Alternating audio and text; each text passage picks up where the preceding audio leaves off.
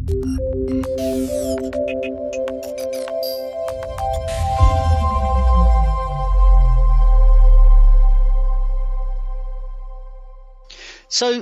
just to kind of round this out, we've identified that there's a great potential in TLS if you get it wrong to leave the back door open. We've discussed a bit about the hygiene of standard deployment. It's less than it should be.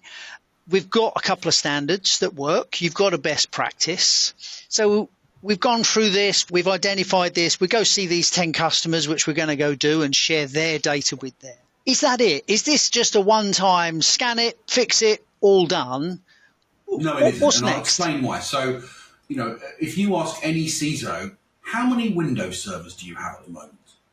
They will say, so depending on the size of the organization, obviously, but they'll give you an answer like, between 40 and 42,000, or between 18 and 22,000. So that represents 2, 4, 5, 10,000 devices that are probably not patched properly, probably no AV or EDR or EPP solutions deployed, but also it kind of illustrates the changing nature of the estate.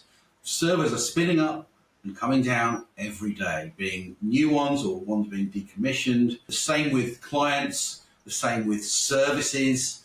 These are moving things, constantly changing and moving. And a one-off scan will tell you how it was then. It won't tell you the ongoing capabilities, the ongoing use of encryption across your environment. So I certainly think a few point scans is absolutely better than nothing, but having a more constant, live, detailed view of the nature of encryption being used right now is important. In the same way that you look at service uptime, for example, the same way you have an EDR solution or other threat detection, you don't just do it once and then think it's done, because it's not done, clearly. You have to have this as an ongoing process. But I think the first, if we were talking about what might be the next steps from this, I would suggest that having an external TLS attack surface review from Colt and Venari is a great first step. There's no infrastructure to be installed. It's simply an external access. There's no preparation required for any customers or end users for this at all. It's just a report that we can generate that gives you a clear and unambiguous status of where the hygiene is of your externally facing assets in terms of their encryption. Following on from that would be looking more at the internal network, because obviously now, this is an interesting point. So externally facing assets, internal assets, may be being run and managed by different teams, different groups. Maybe if the website is marketing or an external agency, but there should still be the same oversight. There should still be the same level of reporting. There should still be the same high standards of hygiene applied to both. But we often find, and again, the larger the organisation, the more consistent this is, that what we see outside is reflected inside, and if anything, inside may be worse.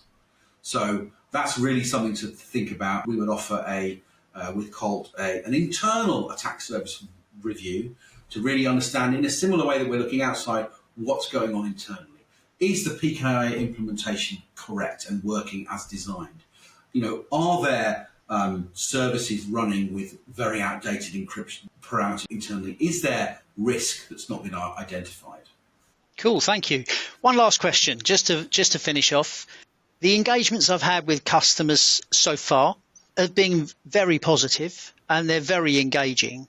But one interesting question did come up from one, which was, I have an annualized pen test. That gives me all the information I need to know. I think I touched on that a moment ago. How true is that? I absolutely empathise and sympathise with CISOs, with CIOs who have a long list of priorities.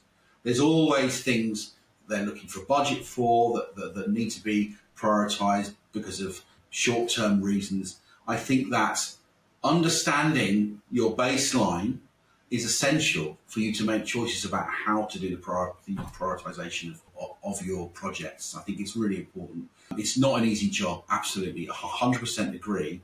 But there are certain things that you just have to have, which is a clear understanding of how encryption is being used, a clear understanding of your uptime, your performance. All of these other things are part of the baseline of your organisation, which changes as these things are used and consumed in different ways by different stakeholders.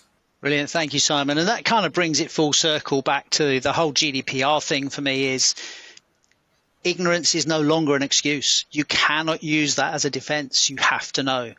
And to know, you've got to get the data. So thank you so much for today's session. I really appreciate that. I think it's going to be very helpful to both our teams, but certainly the team at Colt.